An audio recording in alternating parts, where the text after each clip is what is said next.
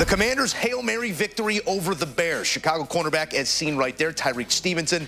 I said, but it also comes to a point where your emotions go over the top and then you lose focus. And you got to have to be able to have that balance. I have from yesterday is just letting this team down. Trash talk is one of the best parts of sports. I mean, there's nothing better than seeing two athletes jaw at one another. And the determining factor of whether or not the trash talk is successful is usually the outcome of it. What ends up happening after the trash talk? Is there a colossal fight? Is there a huge play that shuts one party up for the most part? Or does it result in one of the most embarrassing moments in NFL history, which could get the trash talker in some trouble? Well, that's what happened in this particular case. So before we get to the content, make sure you drop a like, subscribe, and turn on our notifications to help us get to 1 million subscribers. We're about 30,000 subscribers away from getting to that goal. Now that we get all that out of the way,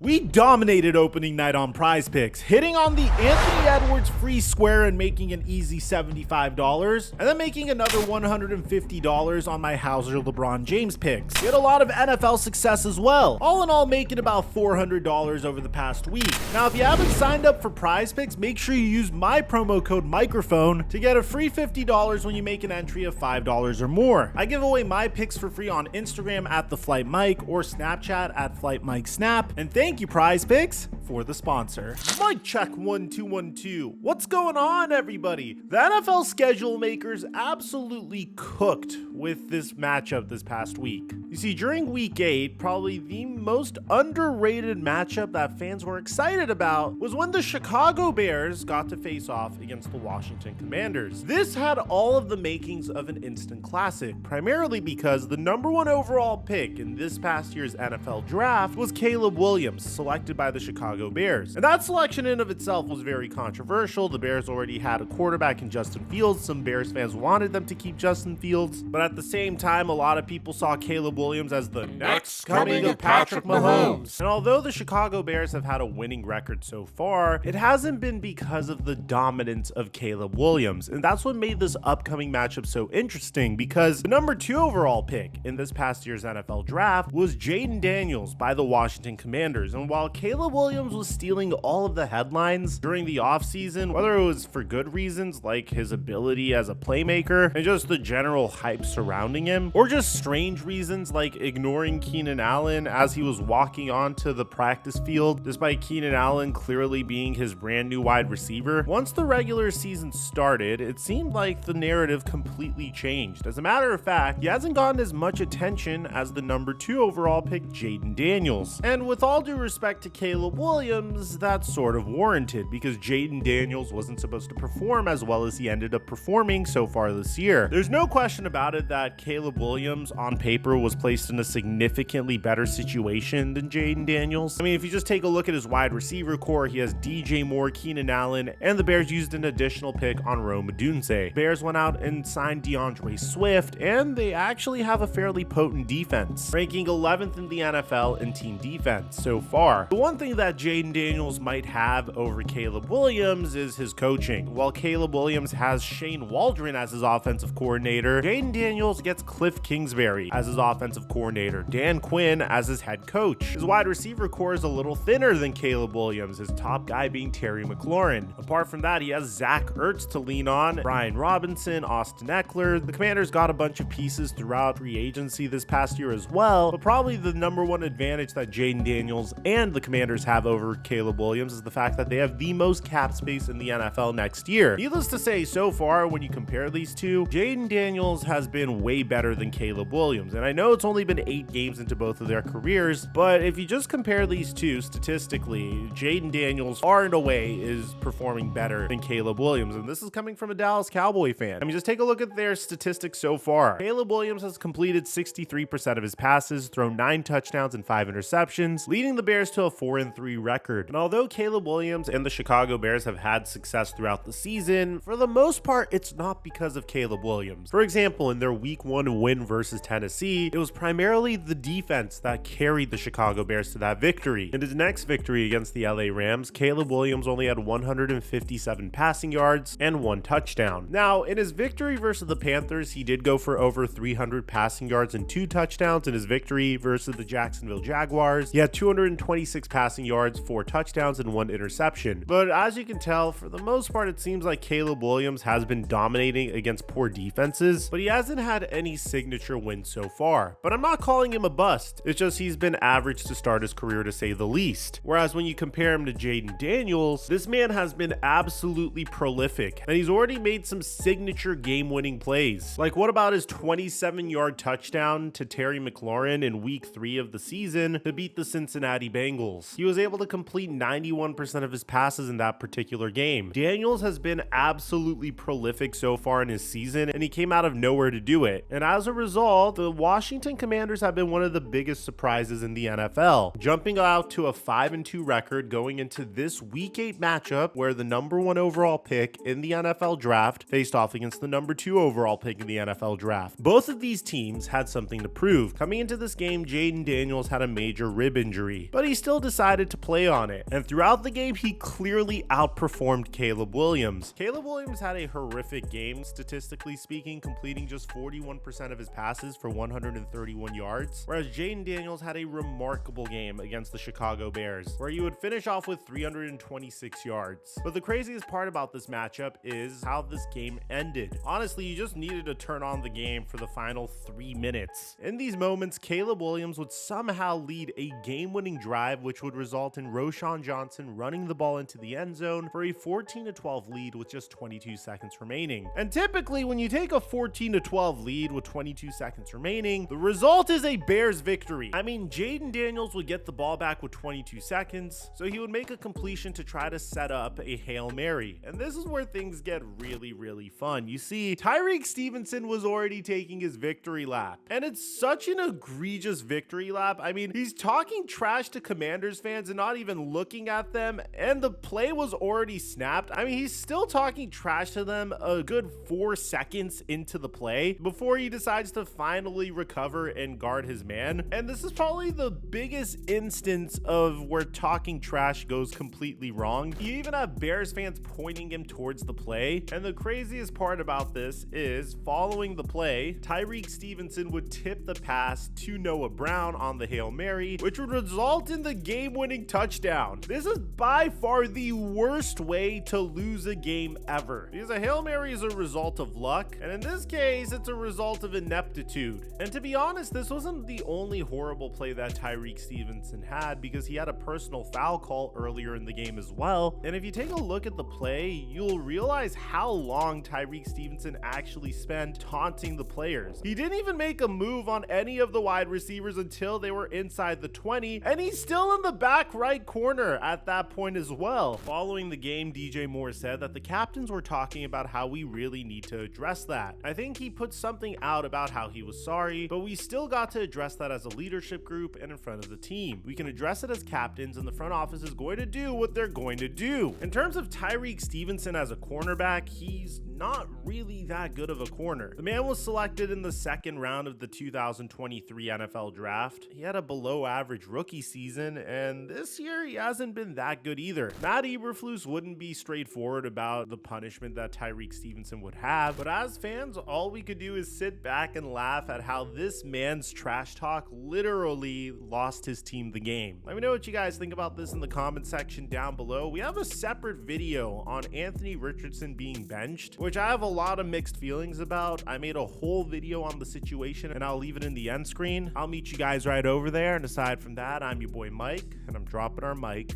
until our next upload.